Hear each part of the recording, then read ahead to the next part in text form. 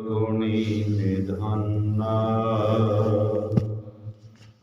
तुम्हारी महिमा वर्णन न सको। तू ठाकुर ऊच भगवन्ना तुम्हारी महिमा वर्णन न सको। तू ठाकुर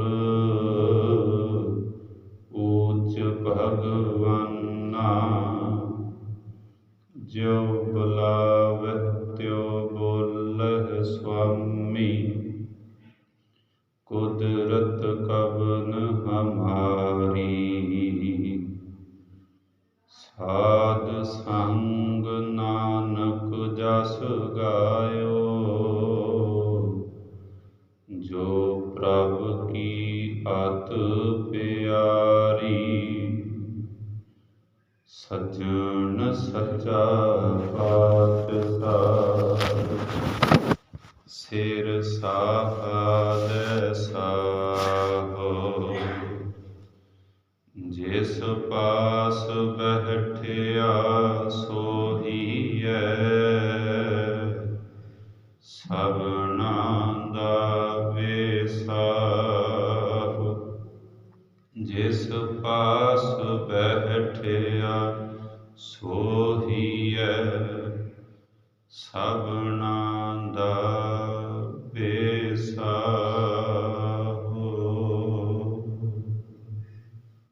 सतनाम श्री वाहिगुरु साहिब जी। टोडी महला पंजवा। हर हर चरण हृदय उर धारे।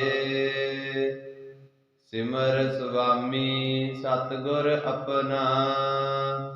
कारज सफल हमारे। हर हर चरण हृदय उर धारे। सिमर सुआमी सतगुर अपना। कारज सफल हमारे। रहाओ। वाहिगुरु जी का खालसा वाहिगुरु जी की फतेह। जुगो जुग अटल सतगुरु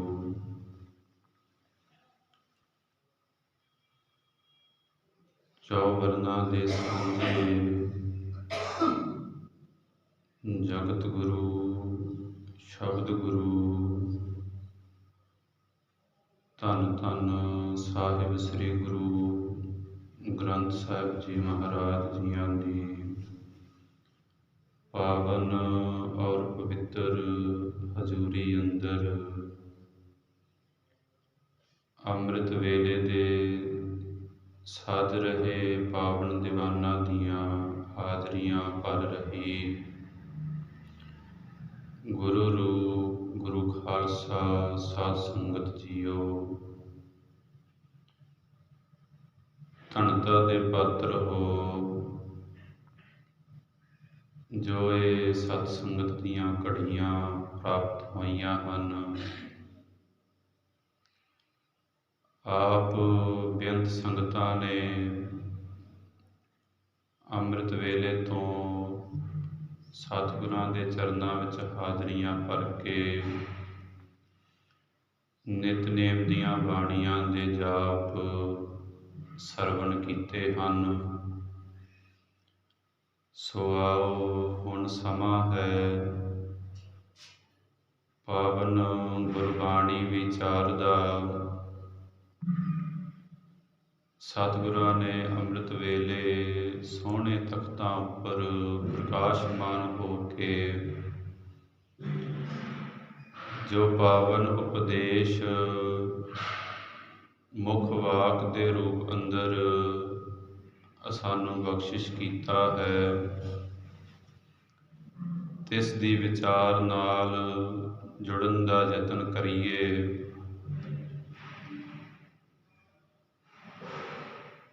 अपने मन दियां बिरतियां नूं ਇਕਾਗਰ ਕਰਕੇ ਸਤਿਗੁਰਾਂ ਦੇ ਚਰਨਾਂ ਵਿੱਚ ਬੈਠੀਏ।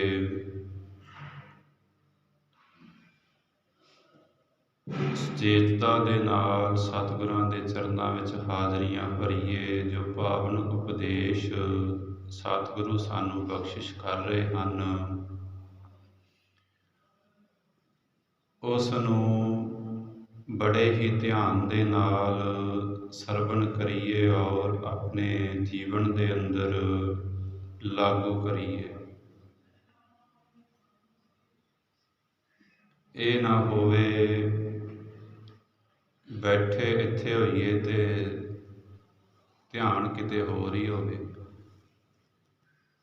ਮੈਂ ਖੇਤ ਗੇੜਾ ਮਾਰਨਾ ਹੈ, ਮਾਲ ਡੰਗਰ ਸਾਂਭਣੇ ਨੇ ਜਾ ਕੇ। ਇਸ ਤਰ੍ਹਾਂ ਛੇਵੇਂ ਪਾਤਸ਼ਾਹ ਦੇ ਜੀਵਨ ਅੰਦਰ ਇੱਕ ਪ੍ਰਸੰਗ ਆਉਂਦਾ ਹੈ।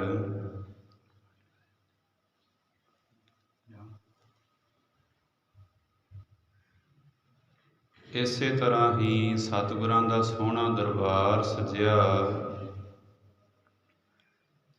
ਮੀਰੀ ਪੀਰੀ ਦੇ ਮਾਲਕ ਸਾਹਿਬ ਸ੍ਰੀ ਗੁਰੂ ਹਰਗੋਬਿੰਦ ਸਾਹਿਬ ਜੀ ਸੋਹਣੇ ਤਖਤਾਂ ਉੱਪਰ ਸੁਭਾਏਮਾਨ ਹਨ। ਜਿਵੇਂ ਆਪ ਦੀ ਸਜੇ ਹੋ ਇਵੇਂ ਹੀ ਸਤਿਗੁਰਾਂ ਦੇ ਚਰਨਾਂ ਵਿੱਚ ਸੰਗਤ ਸਜੀ ਹੋਈ ਹੈ ਔਰ ਕਥਾ ਕੀਰਤਨ ਦੇ ਪ੍ਰਵਾਹ ਚੱਲ ਰਹੇ ਹਨ। ਵਿੱਚੋਂ ਨਾ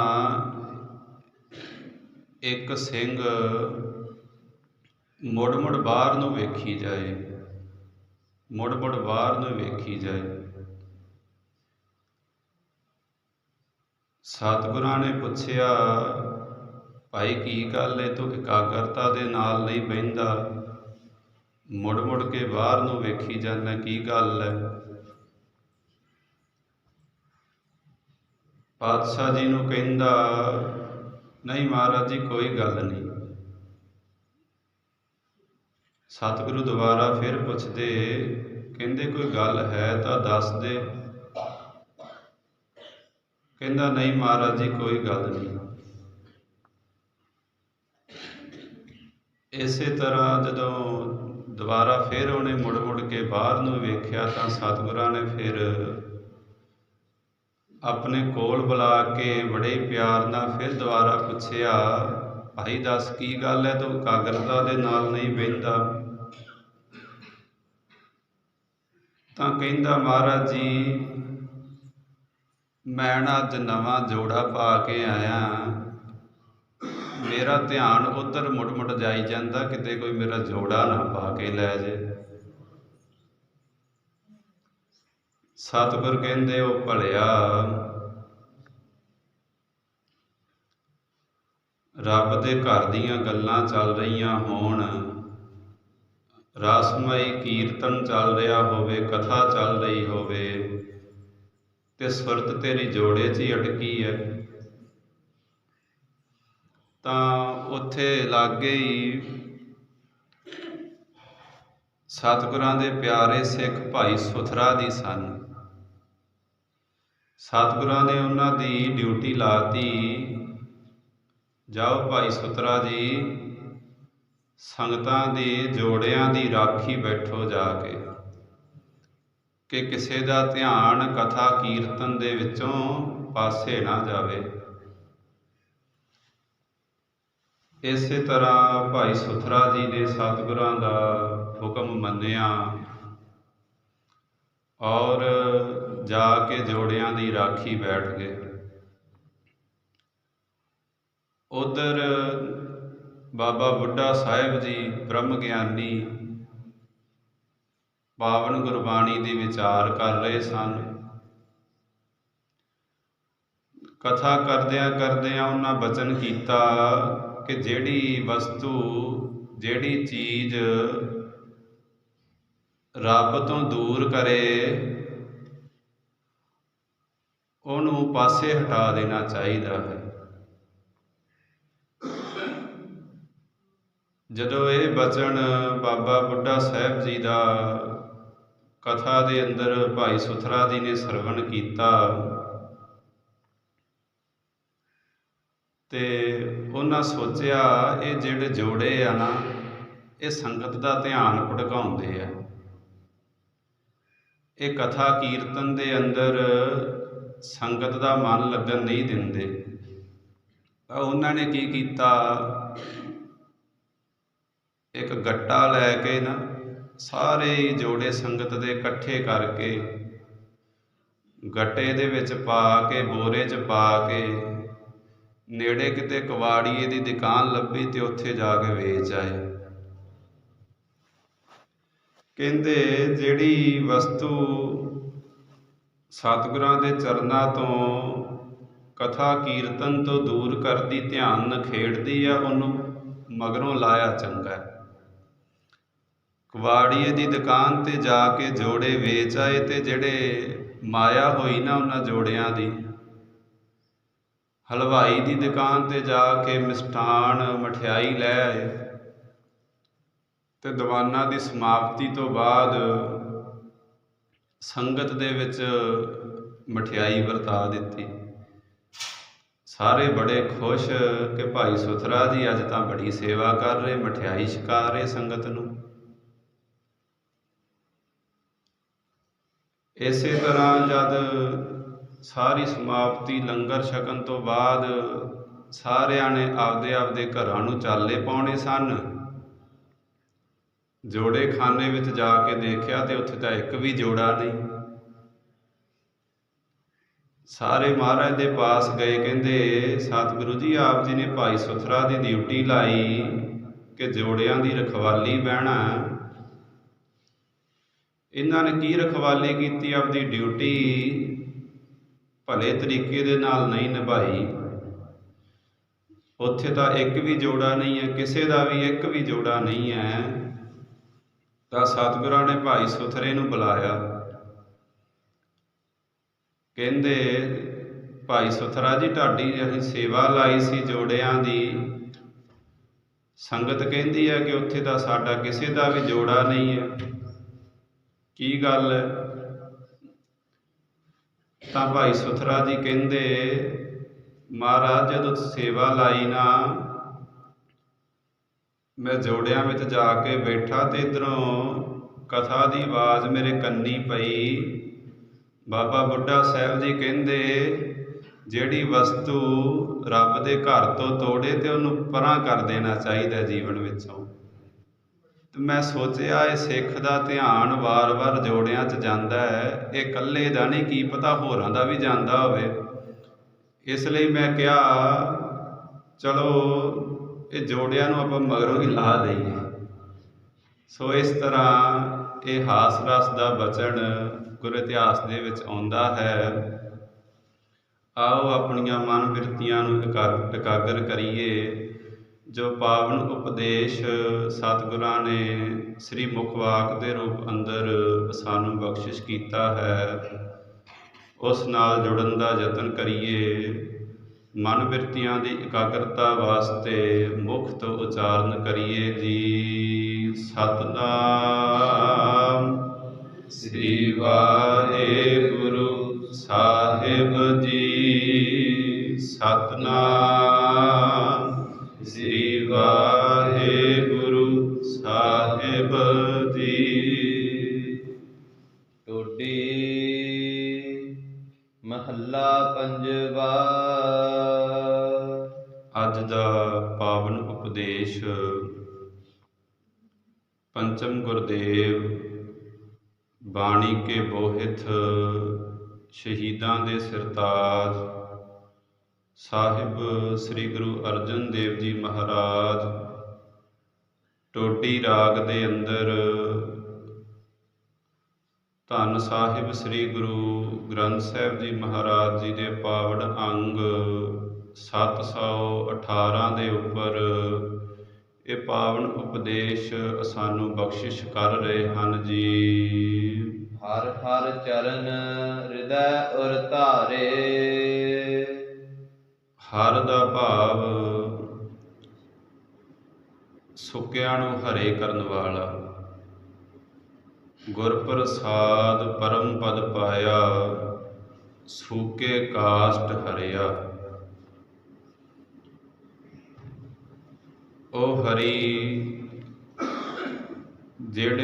ਜਿਹੜਾ ਸੁੱਕਿਆਂ ਦਰਖਤਾਂ ਨੂੰ, ਸੁੱਕਿਆਂ ਮਣਾਂ ਨੂੰ ਹਰੇ ਭਰੇ ਕਰਨ ਵਾਲਾ ਹੈ। ਉਹ ਅਕਾਲ ਪੁਰਖ ਵਾਹਿਗੁਰੂ ਜੋ ਭਗਤੀ ਵੱਲੋਂ ਸਖਣੇ ਸੁੱਖਿਆਂ ਹਰੇ ਮਣਾਂ ਨੂੰ ਭਗਤੀ ਦੇ ਵਿੱਚ ਜੋੜ ਕੇ ਹਰੇ ਭਰੇ ਕਰਨ ਵਾਲਾ ਹੈ।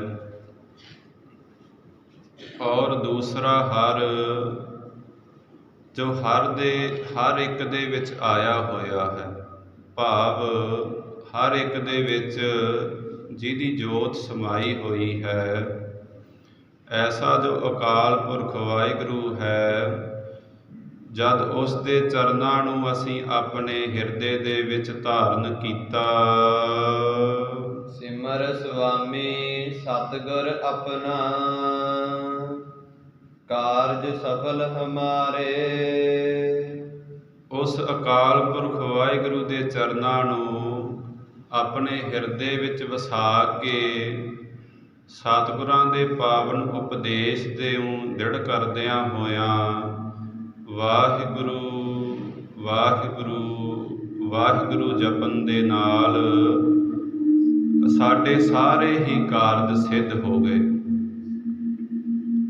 ਕਿਹੜਾ ਮਨੁੱਖ ਹੈ ਜਿਹੜਾ ਚਾਹੁੰਦਾ ਨਹੀਂ ਕਿ ਮੇਰੇ ਸਾਰੇ ਹੀ ਕਾਰਜ ਸਿੱਧ ਹੋ ਜਾਣ? ਤਾਂ ਸਤਿਗੁਰੂ ਸਾਹਿਬ ਜੀ ਅੱਜ ਦੇ ਪਾਵਨ ਉਪਦੇਸ਼ ਅੰਦਰ ਬਖਸ਼ਿਸ਼ ਕਰ ਰਹੇ ਹਨ।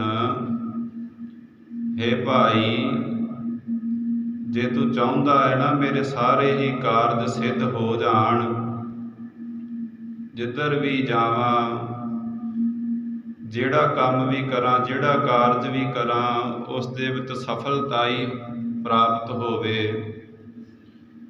ਤਾਂ ਸਤਿਗੁਰੂ ਸਾਹਿਬ ਜੀ ਕਹਿੰਦੇ ਉਸ ਅਕਾਲ ਪੁਰਖ ਵਾਹਿਗੁਰੂ ਦੇ ਚਰਨਾਂ ਨੂੰ ਆਪਣੇ ਹਿਰਦੇ ਦੇ ਵਿੱਚ ਧਾਰਨ ਕਰ।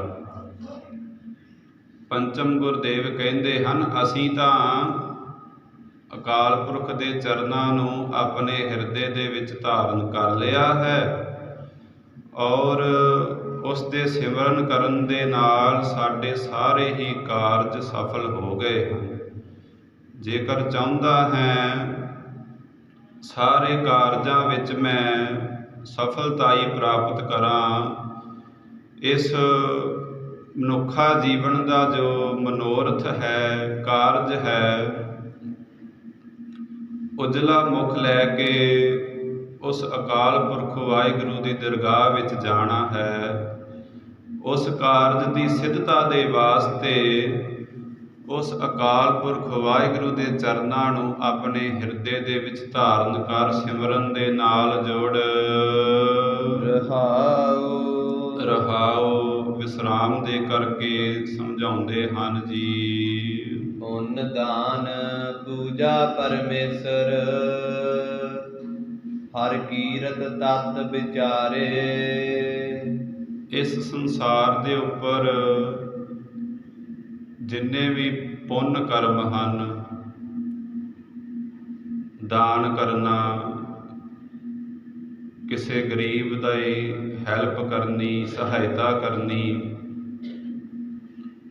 ਪੂਜਾ ਕਰਨੀ, ਆਦਿਕ ਜਿੰਨੇ ਵੀ ਦਾਨ ਪੁੰਨ ਹਨ, ਇਹਨਾਂ ਤੋਂ ਸਭ ਤੋਂ ਉੱਪਰ ਦੀ ਜਿਹੜੀ ਤਤ ਵਿਚਾਰ ਹੈ ਉਹ ਹੈ ਅਕਾਲ ਪੁਰਖ ਦੀ ਕੀਰਤੀ। ਸਤ ਸੰਗਤ ਦੇ ਵਿੱਚ ਆਉਣਾ, ਵਾਹਿਗੁਰੂ ਵਾਹਿਗੁਰੂ ਜਪਣਾ, ਇਹ ਸਭ ਤੋਂ ਉੱਪਰ ਦਾ ਪੁੰਨ ਕਰਮ ਹੈ। ਸੋ ਸਤਿਗੁਰੂ ਸਾਹਿਬ ਜੀ ਕਹਿੰਦੇ ਅਸੀਂ ਇਹ ਆਪਣੇ ਮਨ ਦੇ ਵਿੱਚ, ਹਿਰਦੇ ਦੇ ਅੰਦਰ ਇਹ ਧਾਰਨ ਕਰ ਲਿਆ ਹੈ ਕਿ ਉਸ ਅਕਾਲ ਪੁਰਖ ਵਾਹਿਗੁਰੂ ਦੀ ਕੀਰਤੀ ਉਸ ਸਾਰੇ ਹੀ ਪੁੰਨ ਦਾਨਾਂ ਤੋਂ ਉੱਪਰ ਦਾ ਸ੍ਰੇਸ਼ਟ ਕਰਮ ਹੈ। ਜਪ ਤਪ ਸੰਜਮ ਪੁੰਨ ਜੇਤੇ ਸਭ ਉਪਰ ਨਾਮ। ਇਸ ਤਰ੍ਹਾਂ ਸਤਿਗੁਰੂ ਸਾਹਿਬ ਜੀ ਬਖਸ਼ਿਸ਼ ਕਰਦੇ ਹਨ। ਉਸ ਤਤ ਵਿਚਾਰ ਤਤ ਸਰੂਪ ਵਾਹਿਗੁਰੂ ਦੀ ਕੀਰਤੀ ਕਰਨਾ ਹੀ ਸਾਰੇ ਹੀ ਪੁੰਨਾਂ ਦਾ ਸ੍ਰੇਸ਼ਟ ਪੁੰਨ ਹੈ। ਗੁਣ ਗਾਵਤ ਅਤੁਲ ਸੁਖ ਪਾਇਆ, ਠਾਕੁਰ ਅਗਮ ਅਪਾਰੇ। ਉਹ ਜੋ ਠਾਕੁਰ ਅਗਮ ਗਮਤਾ ਤੋਂ ਪਰੇ ਹੈ, ਇੰਦਰੀਆਂ ਕਰਕੇ ਉਸ ਨੂੰ ਪਕੜਿਆ ਨਹੀਂ ਜਾ ਸਕਦਾ। ਅਪਾਰੇ ਪਾਰਾਵਾਰ ਤੋਂ ਰਹਿਤ ਹੈ। ਕੁਦਰਤ ਕਰਕੇ ਕਿਵੇਂ ਪਾਰਾਵਾਰ ਤੋਂ ਰਹਿਤ ਹੈ?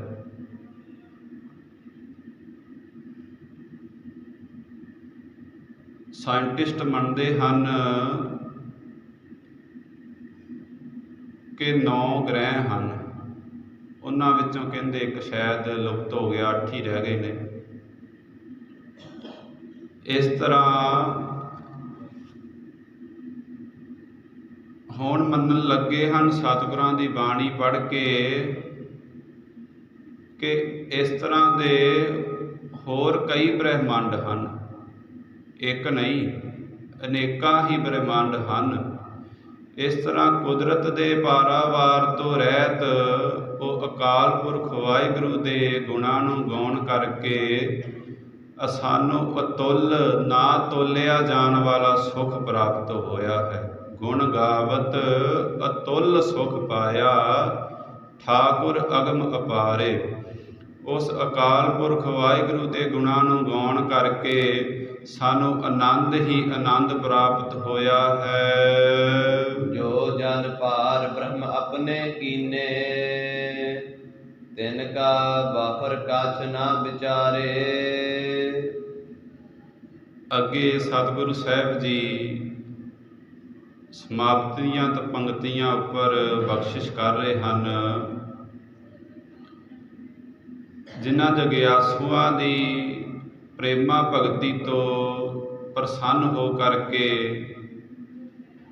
ਜਿਨ੍ਹਾਂ ਜਗਿਆਸੂਆਂ ਨੂੰ ਉਸ ਅਕਾਲ ਪੁਰਖ ਨੇ ਆਪਣੇ ਬਣਾ ਲੈਣਾ ਕੀਤਾ ਹੈ। ਜਾਂ ਇਸ ਤਰ੍ਹਾਂ ਕਹਿ ਲਈਏ, ਜੋ ਜਨ ਜਿਹੜੇ ਜਗਿਆਸੂਆਂ ਨੇ ਪਾਰ ਬ੍ਰਹਮ ਆਪਣੇ ਕੀਨੇ, ਉਸ ਪਾਰਾਵਾਰ ਤੋਂ ਰਹਿਤ ਬ੍ਰਹਮ ਸਰੂਪ ਵਾਹਿਗੁਰੂ ਅਕਾਲ ਪੁਰਖ ਨੂੰ ਆਪਣਾ ਮੰਨ ਲਿਆ ਹੈ। ਆਪਣਾ ਮੰਨਣਾ, ਸਤਿਗੁਰਾਂ ਦੀ ਬਾਣੀ ਕਹਿੰਦੀ ਹੈ ਨਾ, ਸਭ ਕੁਛ ਆਪਣਾ ਇੱਕ ਰਾਮ ਪਰਾਇਆ। ਸਾਰਾ ਕੁਝ ਤਾਂ ਆਪਣਾ ਮੰਨਦੇ ਆ, ਧੀਆਂ ਪੁੱਤਰ ਜਾਇਦਾਦ ਆਦਿਕ ਪਦਾਰਥ ਇਹ ਤਾਂ ਮੰਨਦੇ ਕਿ ਮੇਰੇ ਨੇ, ਪਰ ਅਕਾਲ ਪੁਰਖ ਨੂੰ ਨਹੀਂ ਮੰਨਦੇ ਕਿ ਉਹ ਮੇਰਾ ਹੈ, ਮੇਰਾ ਸਹਾਈ ਹੋਣ ਵਾਲਾ ਹੈ ਅੰਤ ਵੇਲੇ। ਇਹ ਜਿਹੜੇ ਸਾਕ ਸੰਬੰਧੀ ਹਨ ਇਹ ਤਾਂ ਇੱਥੇ ਹੀ ਰਹਿ ਜਾਣੇ। ਉਹ ਅਕਾਲ ਪੁਰਖ ਹੀ ਉਸ ਦਾ ਸਿਮਰਨ ਕੀਤਾ ਹੋਇਆ ਹੀ ਅੰਤ ਵੇਲੇ ਸਹਾਈ ਹੋਣਾ ਹੈ। ਇਸ ਤਰ੍ਹਾਂ ਜਿਨ੍ਹਾਂ ਜਗਿਆਸੂਆਂ ਨੇ ਉਸ ਅਕਾਲ ਪੁਰਖ ਵਾਹਿਗੁਰੂ ਨੂੰ ਆਪਣਾ ਅੰਤ ਵੇਲੇ ਦਾ ਸਹਾਈ ਮੰਨ ਲਿਆ ਔਰ ਉਸ ਦੇ ਸਿਮਰਨ ਦੇ ਵਿੱਚ ਜੁੜੇ ਹਨ, ਉਸ ਦੀ ਪ੍ਰੇਮਾ ਭਗਤੀ ਵਿੱਚ ਜੁੜੇ ਹਨ, ਫਿਰ ਧਰਮ ਰਾਏ ਉਹਨਾਂ ਦਾ ਲੇਖਾ ਨਹੀਂ ਕਰਦਾ। ਤਿਨ ਕਾ ਬਾਹਰ ਕਛ ਨਾ ਵਿਚਾਰੇ, ਧਰਮ ਰਾਏ ਦਰ ਕਾਗਦ ਫਾਰੇ, ਜਨ ਨਾਨਕ ਲੇਖਾ ਸਮਝਾ। ਇਸ ਤਰ੍ਹਾਂ ਸਤਿਗੁਰੂ ਸਾਹਿਬ ਜੀ ਬਖਸ਼ਿਸ਼ ਕਰਦੇ ਹਨ।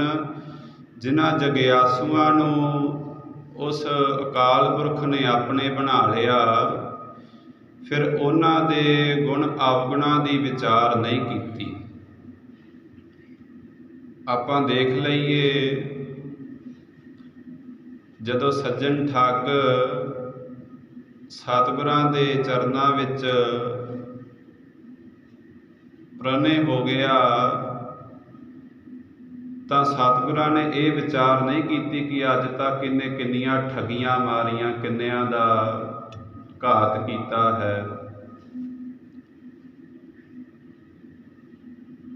ਕੌਡੇ ਰਾਖਸ਼ ਨੇ ਜਦ ਸਤਿਗੁਰਾਂ ਦੇ ਚਰਨਾਂ ਵਿੱਚ ਮੱਥਾ ਟੇਕਤਾ ਤਾਂ ਵੀ ਸਤਿਗੁਰਾਂ ਨੇ ਕੋਈ ਵਿਚਾਰ ਨਹੀਂ ਕੀਤੀ ਕਿ ਅੱਜ ਤੱਕ ਇਹਨੇ ਪਤਾ ਨਹੀਂ ਕਿੰਨੇ ਕੁ ਮਨੁੱਖਾਂ ਨੂੰ ਜੀਂਦੇ ਜੀ ਕੜਾਹੇ ਵਿੱਚ ਤਲ ਕੇ ਤੇ ਖਾ ਲਿਆ। ਜਦੋਂ ਭੂਮੀਆਂ ਚੂਰ ਸਤਿਗੁਰਾਂ ਦੇ ਚਰਨਾਂ ਵਿੱਚ ਆ ਗਿਆ ਤਾਂ ਸਤਿਗੁਰਾਂ ਨੇ ਇਹ ਨਹੀਂ ਵਿਚਾਰ ਕੀਤੀ ਕਿ ਅੱਜ ਤੱਕ ਪਤਾ ਨਹੀਂ ਇਹਨੇ ਕਿੰਨੀਆਂ ਠੱਗੀਆਂ ਚੋਰੀਆਂ ਕੀਤੀਆਂ ਨੇ। ਇਸ ਤਰ੍ਹਾਂ ਜਦੋਂ ਜਗਿਆਸੂ ਸਤਿਗੁਰਾਂ ਦੇ ਚਰਨਾਂ ਅੰਦਰ ਪ੍ਰਨੇ ਹੋ ਜਾਂਦਾ ਹੈ ਤਾਂ ਉਹ ਅਕਾਲ ਪੁਰਖ ਵੀ ਫਿਰ ਇੱਕ ਮਾਤਾ ਰੂਪ ਹੋ ਕਰਕੇ ਆਪਣੇ ਬਾਰਕ ਦੇ ਗੁਣ ਆਪਣਾ ਦੀ ਵਿਚਾਰ ਨਹੀਂ ਕਰਦਾ। ਇਸ ਤਰ੍ਹਾਂ ਆਪਾਂ ਦੁਨਿਆਵੀ ਉਦਾਹਰਨ ਹੀ ਲੈ ਲਈਏ, ਭਾਵੇਂ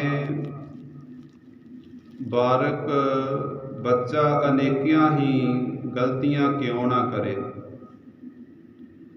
ਮਾਤਾ ਕਦੇ ਵੀ ਉਹਦੇ ਔਗੁਣਾਂ ਨੂੰ ਨਹੀਂ ਚਿਤਾਰਦੀ। ਇੱਕ ਨਾ ਇੱਕ ਦਿਨ ਉਸ ਦੇ ਔਗੁਣਾਂ ਨੂੰ ਭੁੱਲ ਕਰਕੇ ਆਪਣੇ ਗਲ ਦੇ ਨਾਲ ਲਾ ਹੀ ਲੈਂਦੀ ਹੈ। ਇਸ ਤਰ੍ਹਾਂ ਜਦ ਜਗਿਆਸੂ ਸਤਿਗੁਰਾਂ ਦੇ ਚਰਨਾਂ ਵਿੱਚ ਆਉਂਦਾ ਹੈ, ਅਰਦਾਸਾਂ ਬੇਨਤੀਆਂ ਕਰਦਾ, ਸਤਿਗੁਰੂ ਸਾਹਿਬ ਜੀ ਬਖਸ਼ ਲਓ, ਅਸੀਂ ਔਗਣ ਹਾਰੇ ਹਾਂ, ਦੁਹਚਾਰਨ ਹਾਂ, ਤਾਂ ਸਤਿਗੁਰੂ ਸਾਹਿਬ ਜੀ ਗੁਣ ਔਗੁਣਾਂ ਦੀ ਵਿਚਾਰ ਨਾ ਕਰਦੇ ਹੋਏ ਲੇਖੇ ਹੀ ਪਾੜ ਦਿੰਦੇ ਹਨ। ਪਿਛਲੇ ਔਗਣ ਬਖਸ਼ ਲਏ ਪ੍ਰਭ, ਆਗੇ ਮਾਰਗ ਪਾਵੈ। ਪਿਛਲੇ ਔਗੁਣਾਂ ਨੂੰ ਨਾ ਚਿਤਾਰਦੇ ਹੋਏ ਅੱਗੇ ਸ੍ਰੇਸ਼ਟ ਉਪਦੇਸ਼ ਦੇ ਕਰਕੇ ਆਪਣੇ ਚਰਨਾਂ ਦੇ ਨਾਲ ਜੋੜ ਲੈਂਦੇ ਹਨ। ਨਾਮ ਰਤਨ ਸੁਨ ਜਪ ਜਪ ਜੀਵਾ, ਹਰ ਨਾਨਕ ਕੰਠ ਮਝਾਰੇ। ਉਹਨਾਂ ਜਗਿਆਸੂਆਂ ਦਾ ਇਹ ਫੋਕਲ ਪੁਆਇੰਟ ਬਣ ਜਾਂਦਾ ਹੈ, ਕਹਿ ਲਈਏ ਉਹਨਾਂ ਦੀ ਇਹ ਅਵਸਥਾ ਬਣ ਜਾਂਦੀ ਹੈ ਕਿ ਉਸ ਅਕਾਲ ਪੁਰਖ ਵਾਹਿਗੁਰੂ ਦੇ ਰਤਨਾ ਰੂਪੀ ਨਾਮ ਨੂੰ ਸੁਣਦੇ ਰਹਿਣਾ, ਆਪਣੇ ਹਿਰਦੇ ਵਿੱਚ ਜਪੀ ਜਾਣਾ। ਜਦ ਜਪਦੇ ਹਨ ਤਾਂ ਉਹਨਾਂ ਨੂੰ ਇਸ ਤਰ੍ਹਾਂ ਮਹਿਸੂਸ ਹੁੰਦਾ ਕਿ ਅਸੀਂ ਜਿਉਂਦੇ ਹਾਂ। ਜਦ ਨਹੀਂ ਜਪਦੇ ਤਾਂ ਇਸ ਤਰ੍ਹਾਂ ਲੱਗਦਾ ਹੈ ਜਿਵੇਂ ਮੌਤ ਹੋ ਗਈ। ਆਪਾਂ ਰੋਜ਼ ਹੀ ਪਾਵਨ ਗੁਰਬਾਣੀ ਰਹਿਰਾਸ ਸਾਹਿਬ ਵਿੱਚ ਪੜ੍ਹਦੇ ਹਾਂ, ਆਖਾਂ ਜੀਵਾ ਵਿਸਰੈ ਮਰ ਜਾਓ। ਇਸ ਤਰ੍ਹਾਂ ਰਤਨਾ ਰੂਪੀ ਨਾਮ ਨੂੰ ਸੁਣ ਕੇ ਜਪ ਕੇ ਅਸੀਂ ਜਿਉਂਦੇ ਹਾਂ ਔਰ ਉਸ ਰਤਨਾ ਰੂਪੀ ਨਾਮ ਨੂੰ ਅਸੀਂ ਆਪਣੇ ਗਲੇ ਦਾ ਹਾਰ ਸ਼ਿੰਗਾਰ ਬਣਾਇਆ ਹੈ। ਕਈ ਵਾਰ ਤੁਹਾਡੇ ਨਾਲ ਆਪ ਜੀ ਨਾਲ ਇਹ ਵਿਚਾਰ ਸਾਂਝੀ ਕੀਤੀ ਹੈ, ਗਹਿਣੇ ਆਦਿਕ ਹਾਰ ਆਪਾਂ ਕਿਉਂ ਪਾਉਂਦੇ ਹਾਂ ਕਿ ਸੋਹਣੇ ਲੱਗੀਏ। ਇਸ ਕਰਕੇ ਸਤਿਗੁਰੂ ਸਾਹਿਬ ਜੀ ਬਖਸ਼ਿਸ਼ ਕਰਦੇ ਹਨ, ਜਗਿਆਸੂਆਂ ਦੀ ਇਹ ਅਵਸਥਾ ਹੁੰਦੀ ਹੈ ਕਿ ਉਸ ਅਕਾਲ ਪੁਰਖ ਦੀ ਦਰਗਾਹ ਅੰਦਰ ਆਪਣੇ ਉਜਲੇ ਮੁਖ ਲੈ ਕੇ ਜਾਣਾ ਹੈ ਤਾਂ ਉਸ ਦਾ ਸਿਮਰਨ ਰੂਪੀ ਹਾਰ ਆਪਣੇ ਗਲੇ ਵਿੱਚ ਧਾਰਨ ਕਰਨਾ ਹੈ, ਜਿਸ ਕਰਕੇ ਉਸ ਦੀ ਦਰਗਾਹ ਅੰਦਰ ਚੋਟਾਂ ਨਹੀਂ ਖਾਣੀਆਂ ਪੈਣਗੀਆਂ। ਇਸ ਤਰ੍ਹਾਂ ਸਤਿਗੁਰੂ ਸਾਹਿਬ ਜੀ ਬਖਸ਼ਿਸ਼ ਕਰਦੇ ਹਨ, ਉਸ ਅਕਾਲ ਪੁਰਖ ਦੇ ਰਤਨਾ ਰੂਪੀ ਨਾਮ ਨੂੰ ਅਸੀਂ ਸੁਣ ਕੇ ਜਪ ਜਪ ਕੇ ਜਿਉਂਦੇ ਹਾਂ ਔਰ ਨਾਮ ਨੂੰ ਹੀ ਅਸੀਂ ਆਪਣੇ ਗਲੇ ਦਾ ਹਾਰ ਸ਼ਿੰਗਾਰ ਬਣਾਇਆ ਹੈ। ਸੋ ਆਓ ਸੰਗਤ ਜੀ, ਇਹ ਪਾਵਨ ਉਪਦੇਸ਼ ਸਤਿਗੁਰਾਂ ਨੇ ਅੱਜ ਸਾਡੀ ਝੋਲੀ ਪਾਇਆ ਹੈ। ਪਾਵਨ ਉਪਦੇਸ਼ ਦੀ, ਪਾਵਨ ਗੁਰਬਾਣੀ ਦੀ ਵਿਚਾਰ ਕਰਦਿਆਂ ਹੋਈਆਂ ਬੇਅੰਤ ਹੀ ਭੁੱਲਾਂ ਦੀ ਖਿਮਾ ਆਪ ਸਰਬੱਤ ਸੰਗਤ ਔਰ ਸਤਿਗੁਰੂ ਸਾਹਿਬ ਜੀ ਨੇ ਬਖਸ਼ਿਸ਼ ਕਰਨੀ ਔਰ ਦੋਏ ਕਰ ਜੋੜ ਸਤਿਗੁਰਾਂ ਦੇ ਚਰਨਾਂ ਵਿੱਚ ਅਰਦਾਸ ਬੇਨਤੀ ਕਰਨੀ। ਹੇ ਦੀਨ ਦਿਆਲ ਸਤਿਗੁਰੂ, ਆਪ ਜੀ ਕਿਰਪਾ ਕਰੋ, ਆਪਣੇ ਇਹਨਾਂ ਬੱਚਿਆਂ ਦੇ ਤਾਈਂ, ਦਾਸਰਿਆਂ ਦੇ ਤਾਈਂ ਗੁਰਬਾਣੀ, ਗੁਰ ਇਤਿਹਾਸ ਦੀ ਕਥਾ ਵਿਚਾਰ ਦੀ ਦਾਤ ਝੋਲੀ ਪਾਓ। ਆਓ ਅਰਦਾਸ ਬੇਨਤੀ ਵਿੱਚ ਸ਼ਾਮਲ ਹੋਣ ਤੋਂ ਪਹਿਲਾਂ ਸਤਿਗੁਰਾਂ ਦੇ ਚਰਨਾਂ ਵਿੱਚ ਝੋਲੀ ਅੱਡ ਕੇ ਮੰਗ ਲਈਏ। ਵਿਸਰ ਨਾਹੀ ਦਾਤਾਰ, ਵਿਸਰ ਨਾਹੀ ਦਾਤਾਰ, ਵਿਸਰ ਨਾਹੀ ਦਾਤਾਰ, ਵਿਸਰ ਨਾਹੀ ਦਾਤਾਰ, ਵਿਸਰ ਨਾਹੀ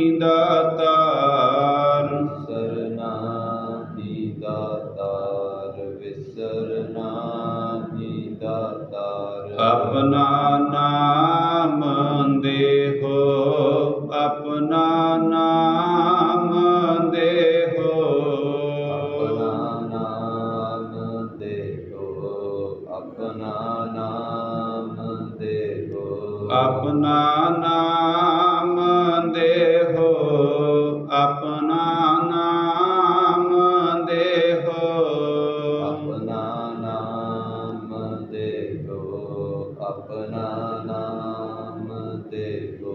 ਗੁਣ ਗਾਵਾਂ ਦਿਨ ਰਾਤ, ਗੁਣ ਗਾਵਾਂ ਦਿਨ ਰਾਤ, ਗੁਣ ਗਾਵਾਂ ਦਿਨ ਰਾਤ, ਗੁਣ ਗਾਵਾਂ ਦਿਨ ਰਾਤ, ਗੁਣ ਗਾਵਾਂ ਦਿਨ ਰਾਤ, ਗੁਣ ਗਾਵਾਂ ਦਿਨ ਰਾਤ, ਗੁਣ ਗਾਵਾਂ ਦਿਨ ਰਾਤ, ਗੁਣ ਗਾਵਾਂ ਦਿਨ ਰਾਤ। ਨਾਨਕ ਚਾਓ ਇਹੋ, ਨਾਨਕ ਚਾਓ ਇਹੋ, ਨਾਨਕ ਚਾਹੋ ਇਹੋ, ਨਾਨਕ ਚਾਹੋ ਇਹੋ, ਨਾਨਕ ਚਾਓ ਇਹੋ, ਨਾਨਕ ਚਾਓ ਇਹੋ, ਨਾਨਕ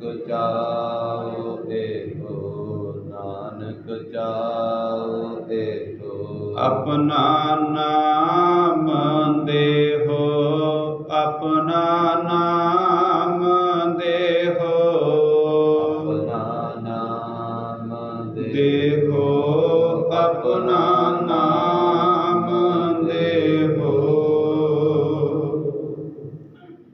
ਆਓ ਸੰਗਤ ਜੀ, ਪਾਵਨ ਸ਼ਬਦ ਦੀਆਂ ਅਖੀਰਲੀਆਂ ਪੰਕਤੀਆਂ ਸਰਵਣ ਕਰੀਏ ਔਰ ਅਰਦਾਸ ਬੇਨਤੀ ਵਿੱਚ ਸ਼ਾਮਲ ਹੋਈਏ ਜੀ।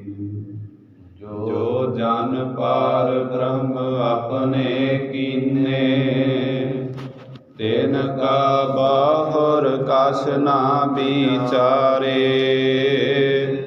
ਨਾਮ ਰਤਨ ਸੁਣ ਜਪ ਜਪ ਜੀਵਾ, ਹਰ ਨਾਨਕ ਕੰਠ ਮਜਾਰੇ।